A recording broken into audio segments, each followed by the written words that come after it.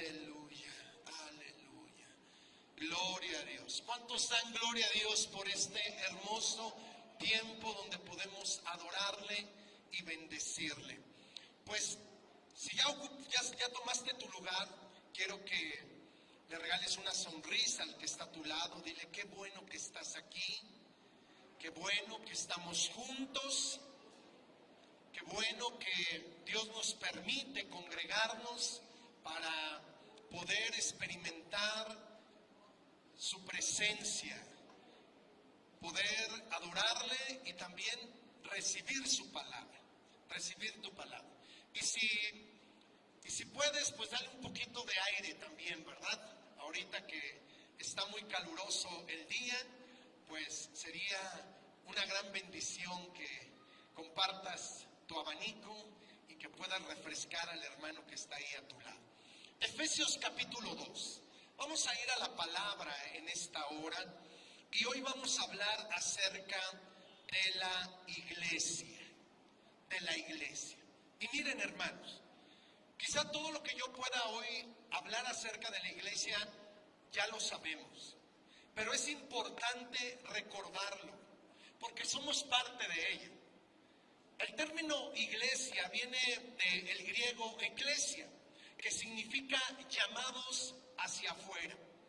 Y era una asamblea que se establecía fuera de las ciudades, donde estaban los representantes del gobierno, los representantes de la sociedad, los representantes de las colonias, diríamos el día de hoy, y eran llamados fuera de la ciudad para tratar asuntos relativos a esa ciudad.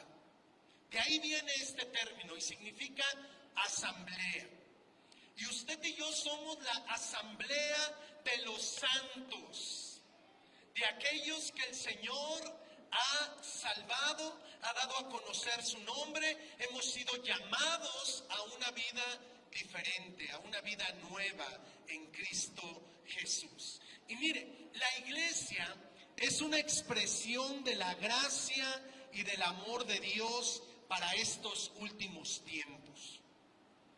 La iglesia es un instrumento que Dios ha manifestado en estos últimos días antes de la plenitud de todo aquello que Dios ha manifestado en su palabra. Antes del cumplimiento de los últimos tiempos, la iglesia se ha revelado de una manera maravillosa por parte del Señor, por parte de nuestro Dios. La iglesia es una expresión del reino de Dios, donde Él gobierna los corazones o el corazón de cada uno de nosotros. La iglesia es la familia de Dios. La iglesia es el cuerpo de Cristo. La iglesia es el templo construido por piedras vivas donde Dios manifiesta su presencia. ¿Verdad que todo eso ya lo sabemos? Ya lo hemos escuchado, incluso quizá lo hemos estudiado, pero es necesario que lo recordemos. Ahora, esta iglesia, que es una revelación de la gracia y del amor de Dios para estos tiempos, para el mundo donde nos ha tocado vivir, donde anunciamos que en Él hay salvación y en Él hay vida eterna, ¿cómo está conformada? Y es allí que quiero que vayamos leyendo estos versículos del capítulo 2 de la carta de Pablo a la iglesia que estaba en Éfeso. Esta iglesia, esta comunidad cristiana, estaba asentada en una de las ciudades más importantes de Asia Menor en el mundo antiguo. Había otras iglesias que rodeaban a Éfeso, que son muy conocidas porque en el capítulo 2 y 3 del libro de Apocalipsis se habla de ellas. Se habla de la iglesia de la Odisea, la iglesia de Filadelfia, la iglesia de Pérgamo, la iglesia de Éfeso. Si usted va ahí, esos capítulos se hablan de 7 iglesias que de alguna manera estaban cerca. pero la más importante de ellas, incluso donde el apóstol Pablo pasó varios años de su ministerio enseñando, predicando, pastoreando, fue aquí, en Éfeso. Era una ciudad muy importante donde estaba llena de la problemática del mundo antiguo. Había allí comerciantes, es más, el templo que estaba allí de Artemisa o de Diana de los Efesios era casi el motor económico de la ciudad. Cuando llega el apóstol Pablo y predica acerca del Dios vivo, se les cayó el negocio y se armó un gran alboroto, ¿sí? Que si no fuera por la intervención de Dios, el apóstol Pablo allí hubiera sido un mártir de la fe. Entonces esta comunidad fue muy conocida por el apóstol Pablo. Él conocía muy bien la idiosincrasia de cada persona, de cada habitante en ese lugar. Y lógicamente él fue testigo de cómo el poder de Dios se manifestó en ese lugar de una manera poderosa y hermosa. Muchas gracias. Entonces, vamos a ver en el capítulo 2 lo que nosotros podemos identificar como la nueva vida en Cristo, que experimenta una persona que ha sido alcanzada por la gracia de Dios. Porque por gracia somos salvos. Es un don de Dios. Esto no es de nosotros. Y miren, quiero que vayamos viendo estos puntos aquí en el capítulo 2. Dice del 1 al 3, hablando acerca de lo que Dios hizo en la vida de los que hoy conformaban, bueno, en ese tiempo, la iglesia de Éfeso. En una dimensión personal, en una dimensión individual, lo que vamos a leer en los siguientes versículos fue una experiencia maravillosa de cada creyente que era parte de la iglesia de Éfeso. Así como usted y yo hemos experimentado una obra maravillosa de Dios, ellos también lo hicieron. Y mire, dice el apóstol Pablo, cuál era la condición en la que ellos vivían sin Dios. Versículos del 1 al 3 dice así: y Él os dio vida a vosotros cuando estabais muertos en vuestros delitos y pecados, en los cuales anduvisteis en otro tiempo, siguiendo la corriente de este mundo, conforme al príncipe de la potestad del aire, el espíritu que ahora opera en los hijos de desobediencia, entre los cuales también todos nosotros vivimos en otro tiempo, en los deseos de nuestra carne, haciendo la voluntad de la carne y de los pensamientos, y éramos por naturaleza hijos de ira, lo mismo que los demás. La iglesia de Éfeso estaba conformada por una multitud de hombres y mujeres que tenían un pasado de muerte. Ellos habían vivido sin Dios una muerte espiritual. Estaban muertos en sus pecados, en sus delitos. Alguien que no viene delante de Dios a reconocer que en Cristo hay salvación, puede tener una vida natural, biológica, pero está muerto espiritualmente. Pero todos aquellos que reciben a Cristo, todos aquellos que reconocen que Él es el Salvador, que Él es el Hijo de Dios, que Él es el Cordero de Dios que quita el pecado del mundo, tienen vida, la vida de Dios, la vida eterna, tienen salvación. Así es de que la iglesia de Éfeso, como esta iglesia, está conformado por hombres y mujeres con un pasado de obscuridad, de tinieblas y de muerte. Así estábamos sin Cristo. Esa era nuestra antigua condición. Y el apóstol Pablo lo resalta en este capítulo. Ustedes estaban muertos, estábamos muertos, porque se incluye también el apóstol. Y es importante, hermanos, recordar la obra maravillosa de Dios en esa condición en la que vivíamos. Luego viene la obra de Cristo. Versículos del 4 al 7, sígame por favor ahí en este hermoso capítulo. Dice, en esa condición, versículo 4, pero Dios, que es rico en misericordia, por su gran amor con que nos amó, aun estando nosotros muertos en pecados, nos dio vida juntamente con Cristo. Por gracia sois salvos, y juntamente con Él nos resucitó y asimismo nos hizo sentar en los lugares celestiales con Cristo Jesús, para mostrar en los siglos venideros las abundantes riquezas de su gracia en su bondad para con nosotros en Cristo Jesús. Qué maravillosa es la obra de Dios. Estábamos muertos, pero Él nos ha dado vida. Ahora vivimos para Dios. Y vivimos para Él, ahora conformando su iglesia, su pueblo, su familia.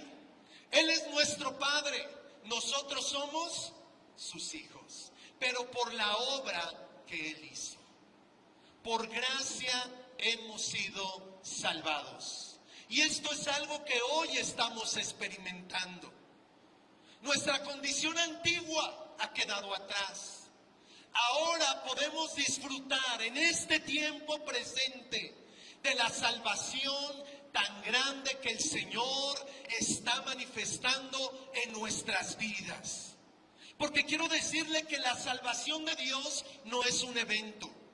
La salvación de Dios es algo que se desarrolla cada día de nuestra vida y va hacia una plenitud. Y esa plenitud va a llegar cuando estemos con Él por la eternidad. Esta salvación tan grande que hemos recibido, hoy la podemos experimentar a través de la gracia, del favor, de la ayuda, de la fortaleza, del cuidado que Dios tiene para cada uno de nosotros. Porque somos de Él, porque somos su pueblo, porque somos su iglesia. Eso es lo relevante de ser parte del pueblo de Dios. Podemos vivir cobijados por la gracia y el favor de Dios. Podemos experimentar sus bendiciones. Antes, fuera de su familia, fuera de ser su pueblo, de ser sus hijos, no podíamos experimentar las bondades de Dios, pero ahora sí lo podemos hacer. Y damos gracias a Dios porque cada día de nuestra vida experimentamos su bondad, experimentamos su gracia, experimentamos su misericordia.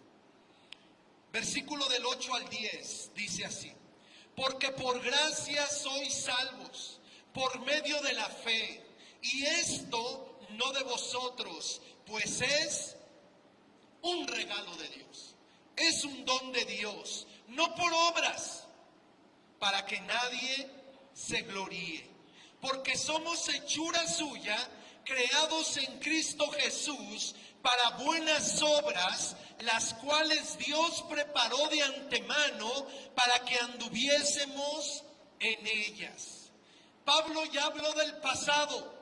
Está hablando del presente en los versículos anteriores y ahora habla del futuro, de lo que tiene que ser nuestra vida día con día.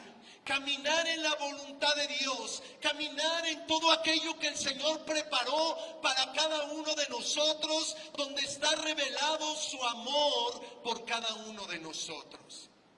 Esta salvación que tenemos nos ha cambiado de la muerte a la vida y nos está dirigiendo en un camino que Dios ha preparado para cada uno de nosotros. Estos versículos del 1 al 10 hablan de esa dimensión individual, donde cada uno hemos conocido a Cristo, hemos sido llamados a ser parte de su iglesia, hemos sido llamados a ser parte de su familia y podemos disfrutar de esa comunión maravillosa con nuestro Padre Celestial. Cada uno en lo personal, pero la iglesia tiene una dimensión mayor, una dimensión comunitaria, una dimensión corporativa, una dimensión donde todos los individuos que han sido salvados por Dios se entrelazan, se unen para conformar una asamblea, una familia, un templo, un pueblo. Es decir, cuando nosotros decimos que somos comunidad cristiana, significa que no vivimos la vida en Cristo en lo individual, en lo particular. No soy yo y Dios y los demás, pues quién sabe. No. Sino cuando hablamos de comunidad cristiana, debemos recordar, debemos entender que estamos unidos al hermano que está junto a mí, que estamos entrelazados los unos con los otros, que el Señor piensa en términos de cada uno de nosotros, pero también piensa y nos ve en términos de comunidad, de pueblo, de familia. Y a partir del versículo 11 hasta el último versículo de este capítulo, que es el versículo 22, habla de esa dimensión de la iglesia como un cuerpo, como una familia, como un pueblo, como iglesia, como asamblea. Y miren, vamos a ver en los versículos 11 y 12 lo siguiente. Leyendo vamos a vislumbrar lo que dice la palabra. Dice, por tanto, es decir, a causa de lo que el Señor ha hecho, de la salvación tan grande que Dios nos ha dado, dice, acordaos, y ya les habla en un tono corporativo, colectivo, y dice, acordaos de que en otro tiempo vosotros, los gentiles, en cuanto a la carne, erais llamados incircuncisión por la llamada circuncisión hecha con mano en la carne. En aquel tiempo estabais sin Cristo, alejados de la ciudadanía de Israel y ajenos a los pactos de la promesa, sin esperanza y sin Dios en el mundo. Ya no es un tono particular, individual, ya es un tono que habla de un pueblo, del pueblo de Israel, habla de los gentiles que hemos venido al conocimiento de Dios por medio de Jesucristo. Habla de que nuestra condición era de estar alejados. Todos nosotros estábamos lejos de las promesas de Dios, éramos ajenos a los pactos que Dios hizo con Israel. Pero ahora eso ha cambiado. Ahora ya no somos extraños, ahora ya no estamos lejos, ahora esa condición ha cambiado de igual manera. Y esto es algo muy importante, amados hermanos.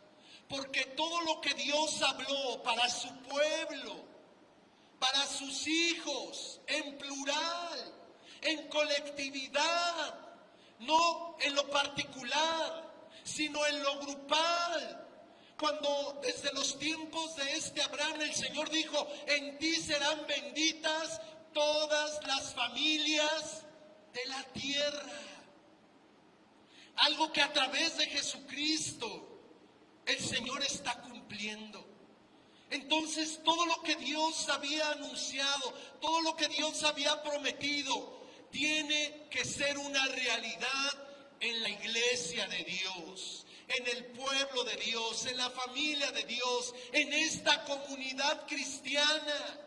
Hay promesas de Dios que no tienen que ver con nuestra individualidad, sino que tienen que ver con nuestra relación como pueblo de Dios, en nuestra unidad como hermanos en la fe.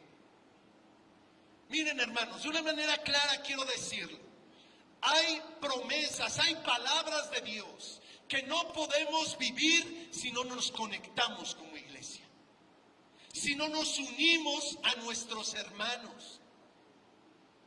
Porque la vida cristiana no es una vida individualista. El Señor nos vio en lo personal, pero nos ha injertado como parte de su familia. Nos ha llevado a ser parte de su pueblo. Hay muchos cristianos que hoy están pensando que únicamente es su relación con Dios y ya. Y ya. Ahí el Señor les va a bendecir, ahí el Señor les va a ayudar, ahí el Señor les va a fortalecer, ahí el Señor les va a sanar. Y quiero decirles sí, pero no. A ver, dile que está a tu lado, sí, pero no. Sí. Porque si nosotros ponemos atención a muchas de las promesas que Dios dio a su pueblo, hablan de comunidad. Y si no estamos entrelazados como comunidad, no vamos a vivir nada de lo que Dios ha prometido. La bendición de Dios se establece en su pueblo. El Señor dijo, yo voy a edificar mi iglesia. Y la iglesia somos todos.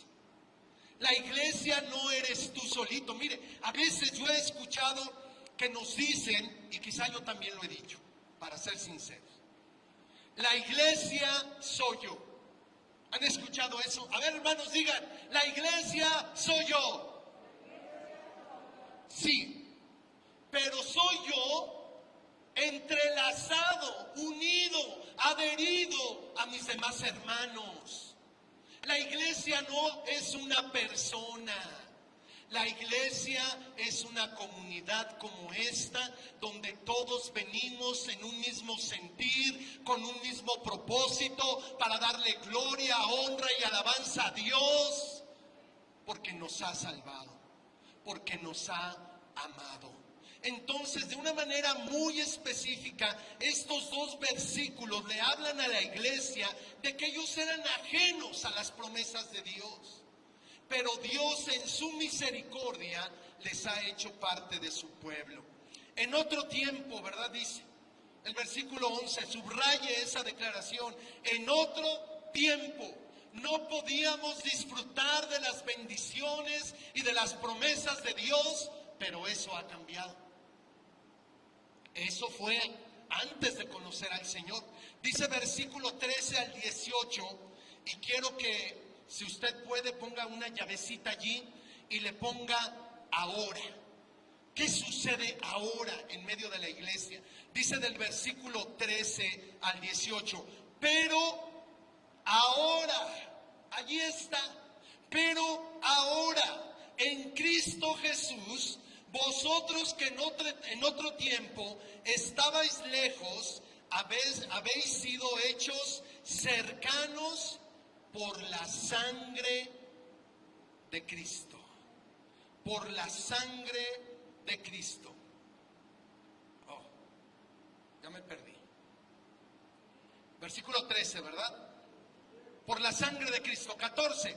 Porque Él es vuestra paz, nuestra paz, que de ambos pueblos hizo uno, derribando la pared intermedia de separación, aboliendo en su carne las enemistades, la ley de los mandamientos expresados en ordenanzas, para crear en sí mismo de los dos un solo y nuevo hombre, haciendo la paz, y mediante la cruz reconciliar con Dios a ambos en un solo cuerpo, matando en ella las enemistades. y vino y anunció las buenas nuevas de paz a vosotros que estabais lejos y a los que estaban cerca, porque por medio de él los unos y los otros tenemos entrada por un mismo espíritu al Padre.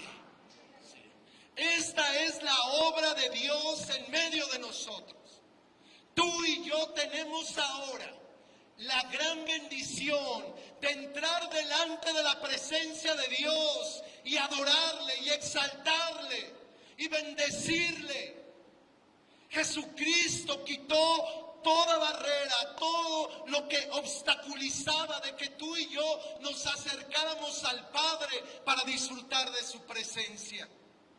En Cristo Jesús, la iglesia se levanta de todo pueblo, de toda nación, de toda lengua. La iglesia del Señor agrupa a todos aquellos que han creído a Jesús, no importando su raza, no importando su lengua, no importando su estrato social. En Cristo Jesús el Señor nos ha llevado a experimentar la paz para con Dios. En estos versículos hay un término que habla de paz y es shalom. Y esa paz que ahora podemos disfrutar con Dios ha venido a través de nuestro Señor Jesucristo. Y nos ha hecho parte de su pueblo. Ahora podemos experimentar la libertad sin ataduras, como el Señor nos ministraba hoy, sin cadenas. Podemos acercarnos a Él y experimentar su hermosa presencia. ¿Por qué? Porque estamos en paz con Dios. Porque quitó toda enemistad. Porque de ambos pueblos, antes eran los judíos, antes eran los gentiles, Dios estableció su iglesia, rompiendo, quebrantando toda pared que nos dividía para ser parte de su pueblo. Ahora, vienen las repercusiones de lo que Dios ha hecho. Y a partir del versículo 19, hay aspectos muy importantes que quiero señalar rápidamente. Dice el versículo 19, como una conclusión a lo que ha venido diciendo el apóstol Pablo de la salvación que experimentamos en lo individual, pero también de esa bendición que tenemos de ser parte del pueblo de Dios. Y dice de la siguiente manera, así que ya no sois extranjeros ni advenedizos, sino conciudadanos de los santos y miembros de la familia de Dios. Ciudadanos habla de un pueblo, de una ciudad, de una nación, del pueblo de Dios. Ya no somos extranjeros. Cuando una persona que no era judía entraba al pueblo de Israel, entraba a Jerusalén, se marcaba la diferencia. Se marcaba la diferencia. Y hasta el día de hoy podemos observar una gran diferencia entre judíos y los que no lo son. En la manera en que se visten, en la manera en que comen, en la manera en que hablan. Y queda muy marcado quién es judío y quién es extranjero. Nosotros también podemos identificar quién es de esta ciudad y quién no. A ver, escucha al hermano que está a tu lado, qué tonito tiene. ¿Sí? ¿De dónde es? ¿De Veracruz? ¿De Oaxaca? ¿De Sonora? ¿De Monterrey? ¿Ah? Dicen que nosotros los capitalinos hablamos cantadito, pero los que cantan son ellos, hermanos. ¿Ah? Podemos identificar a los que no son nacidos en México también, ¿verdad? Que vienen de otro país. Por ejemplo, hace poco estuvo nuestro hermano Brizuela aquí entre nosotros Y aunque habla español, su acento, ¿verdad?, se oye distinto, ¿sí? Porque él es costarricense, si no me equivoco, ¿verdad? Si hablamos con Tulito, ¿verdad?, también, ¿verdad?, podemos notar que él es colombiano. Es nuestro, pero es colombiano, ¿verdad? Tiene esa identificación. Ahora, dice el apóstol Pablo, ya no somos extranjeros. Ahora cada uno de nosotros, por la salvación tan grande de Dios, somos ciudadanos del pueblo de Dios, con todos los privilegios y con todas las responsabilidades. No sé si Gladys y Tulito ya juraron ciudadanía mexicana, ¿verdad? Y ya tienen todos los derechos, pero también todas las responsabilidades. Ya no son personas ante la Constitución de segunda categoría, de tercera o de cuarta, como muchas personas a veces lo señalan a los extranjeros, ¿verdad? Sino que ahora delante de la Constitución son mexicanos al igual que nosotros. Bueno, pues delante del Padre Celestial, delante de Dios, cada uno de nosotros somos ciudadanos con los mismos derechos y privilegios de ser parte de su pueblo. Ninguno de nosotros es de segunda categoría. Todos somos parte del pueblo de Dios, y no solamente de un pueblo, sino de una familia. El término que usa Pablo aquí para hablar de familias es oikomen, que tiene que ver con una casa, con un lugar donde se vive y donde hay relaciones afectivas, como lo vemos en nuestros hogares, entre padres y entre padres e hijos y entre hermanos. Somos miembros de la familia de Dios, donde Él es nuestro Padre y nosotros somos sus hijos. Sus hijos. Y el Señor nos quiere, hermanos, recordar esa dimensión de su obra en estos tiempos. Somos hermanos que necesitamos vivir con una relación afectiva profunda a través de la obra de Cristo. Había una iglesia que se revela en el Nuevo Testamento cerca de Éfeso, que se llamaba Filadelfia. Filadelfia significa amor entre hermanos. Y está revelada allí, en el libro de Apocalipsis. Y una de las características de esa iglesia era el amor filial, el amor de hermandad que había entre ellos. Y yo pregunto, en base a esta dimensión corporativa, ¿nos estamos relacionando de tal manera los de hasta adelante con los de hasta atrás, los de la izquierda con los de la derecha, los adultos con los pequeños, de tal manera que nuestras relaciones estén llenas, saturadas del amor de Dios? ¿Cómo ven? ¿Cómo está nuestra relación filial entre nosotros? No, hermano, pues yo vengo y adoro a Dios y rapidito me voy a mi casa porque no quiero tener problemas. Porque usted ya sabe cómo son los hermanitos, ¿verdad?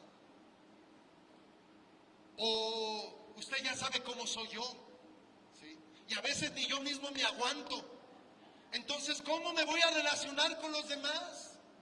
Pero la realidad, hermanos, es que tú y yo somos parte de una familia y tenemos que crecer en nuestras relaciones afectivas como hermanos, como hermanos. como miembros de la familia de Dios. Mire, como hijos de Dios podemos clamar a Dios, Abba, Padre. Podemos decirle papito, de una manera tierna, con sentimiento, con un amor tan noble y tan profundo que nace de nuestro corazón. ¿Para cuántos el Señor es su papito querido, amado? ¿Okay? Eso está bueno, eso está bien, pero como hijos de Dios tenemos hermanos, somos parte de una familia. Y el apóstol Juan, en una de sus cartas dijo, el que dice que ama a Dios, pero aborrece a su hermano, el tal es mentiroso. Es decir, no hay verdad en él, no vive Dios en él, no es una realidad su comunión con Dios. Porque tú y yo somos hermanos, miembros de la familia de Dios, que necesitamos tener una relación de amor los unos a los otros. En esto conoceréis que verdaderamente sois mis discípulos, en que os améis los unos a los otros. ¿Cómo está mi preocupación por ti? ¿Cómo está tu preocupación por mí? ¿Cómo está mi preocupación por los niños de la congregación, por los jóvenes, por los ancianos? Yo debo de ser llevado a una comprensión de que Dios me ha hecho parte de su familia y que no soy un miembro aislado. Soy parte de una comunidad que está llamada a vivir de acuerdo a los valores de la familia de Dios, de acuerdo a los valores del reino de Dios, de acuerdo a el elemento más importante de la vida cristiana y el más visible, el amor entre nosotros. Sigue diciendo el apóstol Pablo, y ya quiero ir cerrando. Dice el versículo número 20, edificado sobre el fundamento de los apóstoles y profetas, siendo la principal piedra del ángulo Jesucristo mismo. Es decir, la iglesia es edificada, la iglesia tiene un fundamento, la revelación de Dios. La palabra de Dios dada a través de apóstoles, profetas, a través de nuestro Señor Jesucristo. Él dijo, edificaré mi iglesia. Él la está edificando. Él está edificando una familia. Él está edificando una casa. Él está edificando una comunidad. No es algo individualista. El Señor te quiere ver y me quiere ver adherido a la comunidad de fe para que Él edifique mi vida, para que Él me haga crecer, para que Él me haga madurar, para que Él me haga avanzar en el conocimiento y entendimiento de su plan y propósito, no solo para mí, sino para todos nosotros. Lo que hoy experimentamos por la mañana en el tiempo de la oración es un ejemplo de lo que Dios hace en medio de la comunidad. No es algo individual, es comunitario. Pero cuánto luchamos, hermanos, con nuestra mentalidad de que esto es personal. La salvación es personal, pero no se queda allí. Dios nos introduce a un cuerpo, a una familia, y es corporativa. Sigue diciendo el apóstol Pablo, versículo número 20, edificado sobre el fundamento, creo que ya lo leí, ¿verdad?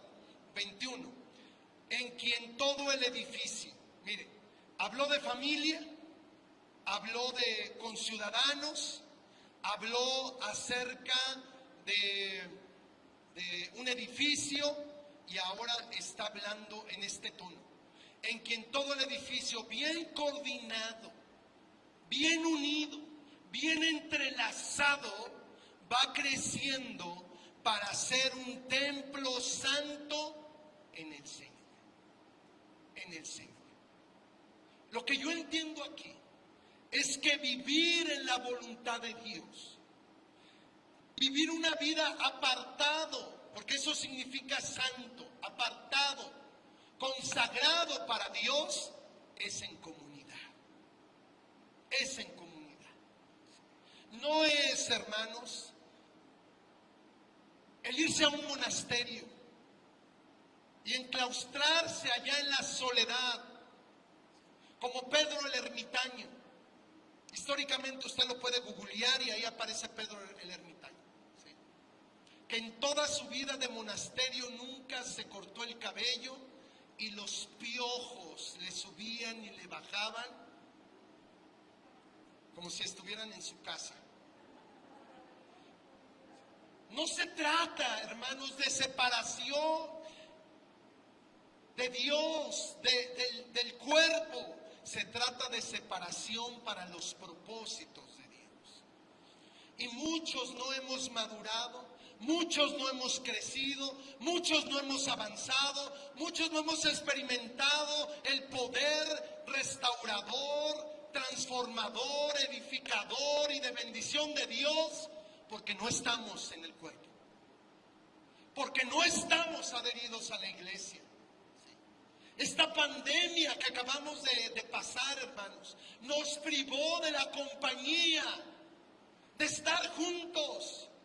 Y muchos creyentes sucumbieron ante esa realidad. Pero vienen tiempos, hermanos. Por eso estamos hablando esto, donde Dios quiere obrar en medio de su pueblo, de su iglesia, de su familia, de su comunidad. Quita de tu mente, de tu pensamiento, todo aquello que te hace pensar que eres tú y Dios y los demás, punto y aparte. No. Allí no hay plenitud, allí no hay gracia, allí no hay favor. Allí hay soledad, allí hay tristeza, allí hay sentimientos de abandono. Tenemos que conectarnos los unos con los otros. Los unos con los otros. ¿Se acuerdan cuando el Señor le preguntó a Caín, después de que asesinó a su hermano Abel, ¿dónde está tu hermano? ¿Dónde está tu hermano? ¿Qué le respondió Caín? ¿Acaso yo soy guarda de mi hermano? Cuando tú y yo, hermano, no entendemos nuestra filiación, cuando tú y yo no entendemos que necesitamos ser parte de una familia, de una hermandad, estamos operando bajo el espíritu de Caín. Bajo el espíritu de Caín. Nuestra despreocupación, espero decirlo bien, el que no me preocupe por mis hermanos, por mis hermanas, me hace vivir bajo el espíritu de Caín. ¿Y quién fue Caín? Un asesino. Un asesino. Tú y yo necesitamos vivir en esta hermandad. Y mire lo que termina diciendo Pablo. En quien vosotros, bueno, desde el 21, en quien todo el edificio bien coordinado va creciendo para ser un templo santo en el Señor, en quien vosotros también sois juntamente edificados para morada de Dios en el Espíritu. Mira cómo concluye Pablo. La iglesia es la familia de Dios. Es el edificio de Dios, es la casa de Dios, es el templo de Dios, donde Él manifiesta su presencia. Donde Él manifiesta su presencia en estos tiempos. Quiero romper el paradigma de aquellos que dicen, pues yo desde mi casa puedo experimentar a Dios. Sí, pero no. Se experimenta a Dios en la realidad de su familia, en la realidad de la asamblea, en la realidad de la comunidad cristiana, Casa de Pan, que vive diferente. Allí se experimenta a Dios. Ahí el Señor hace una realidad su palabra, sus promesas. Ahí el Señor rompe cadenas, pudre yugos, da libertad. Porque no se trata de mí, se trata de su pueblo, se trata de sus hijos, se trata de su familia. A veces vivimos un cristianismo egoísta que nos ha impedido experimentar más de la presencia de Dios. Yo quiero decir lo siguiente y con esto termino. En los siguientes meses, entre más nos entrelacemos, más de la presencia de Dios vamos a experimentar. Más promesas vamos a ver hechas una realidad. Más salvación va a haber en aquellos que lo necesitan. Más sanidades, más restauración. Si tú y yo abrazamos que somos la familia de Dios, si tú y yo entendemos que no se trata de mí, sino que se trata de todos. ¿Han visto que a veces nuestras peticiones son bien egoístas? Yo quiero, yo necesito. Dame, Señor, te pido, y casi todo va para nuestro lado. Necesitamos experimentar una realidad que nos lleve a vivir en esa dimensión de comunidad.